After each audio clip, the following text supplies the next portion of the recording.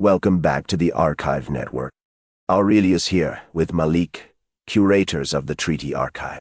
We left Treaty of Versailles, 1919.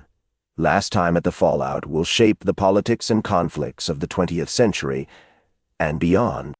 Today we pick up where we left off. The ink is dry on the Treaty of Versailles. Outside the Hall of Mirrors, the world begins to reckon with its consequences.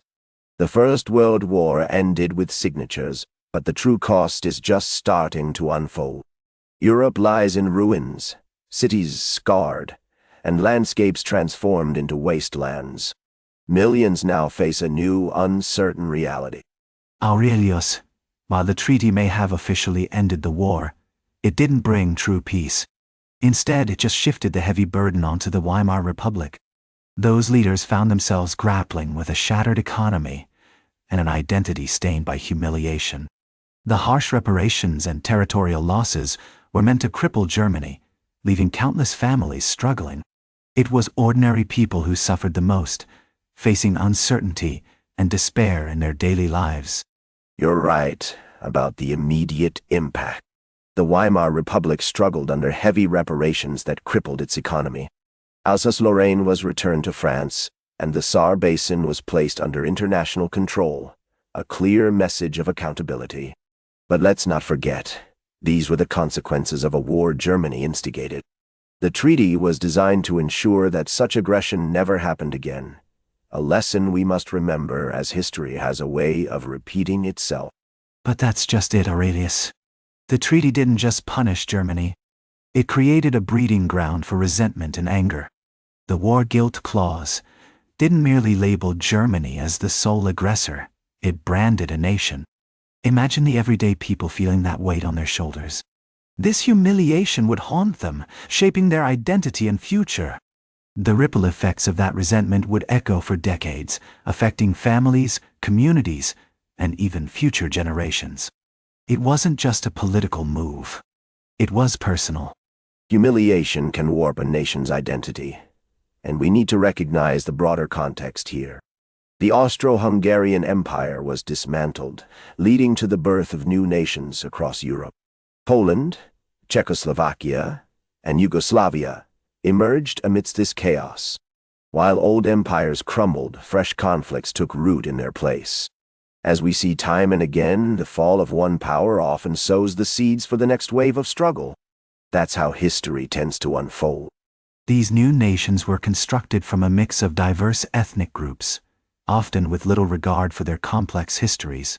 The borders were drawn without understanding local identities or the deep connections people had to their land. Take Poland's corridor to the Baltic Sea, for example. It's sliced through East Prussia, separating families and communities from one another, which only sparked future tensions. So, was this really peace, or just another recipe for disaster waiting to unfold? The peace was fragile, no doubt. The League of Nations was established to prevent future conflicts, an ambitious experiment in collective security. It aimed to provide a forum for dispute resolution, a noble idea on paper. But without the authority and resources to enforce peace, it was like building a house on sand. The absence of American support only made it weaker. We wanted a lasting solution, yet we found ourselves in a precarious situation, hoping it would hold. The League was a noble idea, but without the backing of the United States, it was a ship without a rudder. Its warnings were ignored, and its attempts to mediate disputes often failed. The very powers it aimed to restrain were the ones that undermined it. This isn't just a flaw. It's a fundamental failure of vision. True, the League's impotence really highlighted the treaty's limitations. During the 1920s, we saw deepening fractures, especially within Germany. As inflation spiraled out of control, the economy crumbled like a house of cards. French and Belgian troops occupied the Ruhr to enforce reparations. This heavy-handed approach only pushed the nation closer to rebellion. The unrest we witnessed was a direct consequence of Versailles, a reminder of how the weight of one decision can ripple through history.